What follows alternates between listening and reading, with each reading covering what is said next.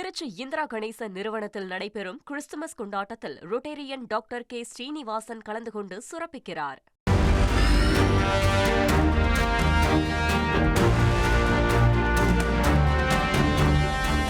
ஸ்ரீஹரிகோட்டாவில் இருந்து நாளை காலை ப்ளூபேர்ட் செயற்கைக்கோள் விண்ணில் ஏவப்பட உள்ளது. இதற்கான 24 மணி நேர கவுண்டவுன் இன்று காலை 8:54 மணிக்கு தொடங்கியது. LVM-3 ராக்கெட் வாயிலாக ப்ளூபேர்ட் செயற்கைக்கோள் விண்ணில் ஏவுவதற்கான அனைத்து ஏற்பாடுகளும் முடிவடைந்திருக்கிறது. இதன் சிறப்பம்சங்கள் பற்றி விவரிக்கிறார் தொகுப்பாளர் அஞ்சலி. நன்றி கல்பனா. அமெரிக்காவினுடைய AST ஸ்பேஸ் தகவல் தொடர்பு செயற்கைக்கோளை விண்ணில் செலுத்துகிறது இஸ்ரோ. இப்ப இந்த நிலையில இதற்கான பணிகள் ஒரு பக்கம் நடந்துகிட்டு வருது.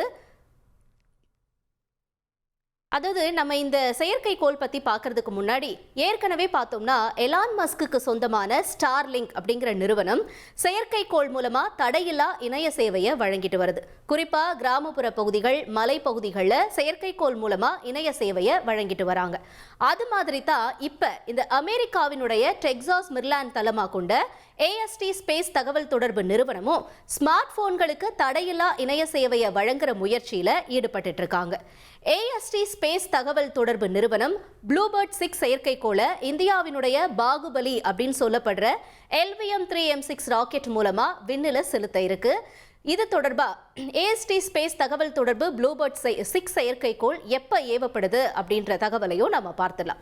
அதாவது ஆந்திர மாநிலம் திருப்பதி மாவட்டத்தில் இருக்கக்கூடிய ஸ்ரீஹரிகோட்டா சதீஷ் தவான் விண்வெளி ஆய்வு மையத்தில் இருக்க 2வது தளத்திலிருந்து தான் இந்த செயற்கைக்கோளானது ஏவப்படுது.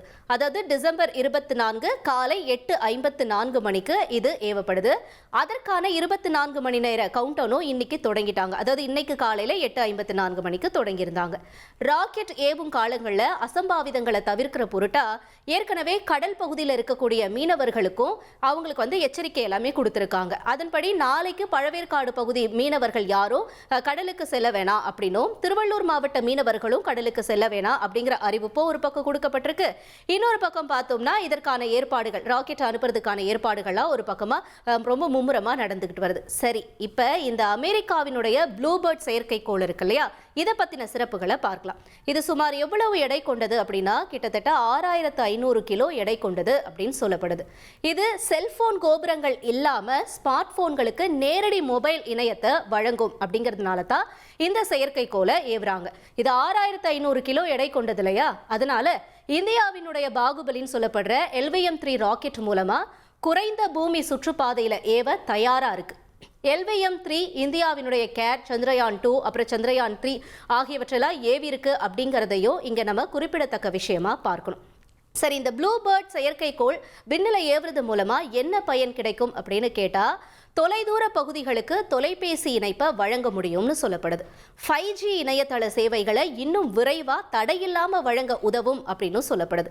இது தொடர்பா இஸ்ரோ நிறுவனம் தன்னோட சமூக வலைதள பக்கத்துல வெளியிட்டிருக்க செய்தியில என்ன சொல்லியிருக்காங்கன்னா, கிட்டத்தட்ட 6 பில்லியன் மொபைல் சந்தாதாரர்கள் எதிர்கொள்ற டவர் பிரச்சனையை போக்க இந்த செயற்கைக்கோள் உதவும் அப்படின்னு சொல்றாங்க. அது மட்டும் இல்ல, இந்த அமெரிக்க செயற்கைக்கோளை நம்ம இஸ்ரோ விண்ணில செலுத்துறது மூலமா இந்தியா ஒரு ஏவுதளத்தை சார்ந்திருக்கிற நாடு அப்படிங்கிற நிலைமை மாறி சர்வதேச செயற்கைக்கோள்களுக்கான நம்பகமான ராக்கெட் வழங்குனரா மாறிட்டு வரத அடிக்கோடிட்டும் காட்டுது. இது மட்டும் இல்லைங்க, LVM-3 பயன்படுத்தி அதிக மதிப்புள்ள அமெரிக்க வணிக செயற்கைக்கோளை ஏவுறது போட்டி நிறைஞ்ச உலகளாவிய விண்வெளி பொருளாதாரத்துல இந்தியாவினுடைய நிலையை இன்னும் வலுப்படுத்துது அப்படின்னு சொல்லப்படுது.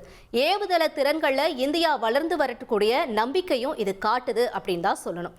மேலும் 2026 இஸ்ரோவினுடைய நிறைய விண்வெளி திட்டங்கள் இருக்கிறதா ஏற்கனவே நாராயணன் அவர்கள் கூறியிருக்கார். தனியார் நிறுவனங்கள் பங்களிப்போட ராக்கெட் தயாரிக்கிற திட்டம் அடுத்த ஆண்டுல நடைமுறைப்படுத்தப்படும் அப்படின்னு சொல்லியிருக்காரு. 2035 ஆண்டுக்குள்ள விண்வெளி நிலையம் அமைக்கணும்னு பிரதமர் மோடி ஒரு பக்கம் அறிவுறுத்தி இருக்கிறதா சொல்லப்படுது. இந்த நிலையில தான் இப்ப நாளை ஏவப்படுற இந்த செயற்கைக்கோளும் முக்கியத்துவம் வாய்ந்ததா பார்க்கப்படுது. நன்றி அஞ்சலி.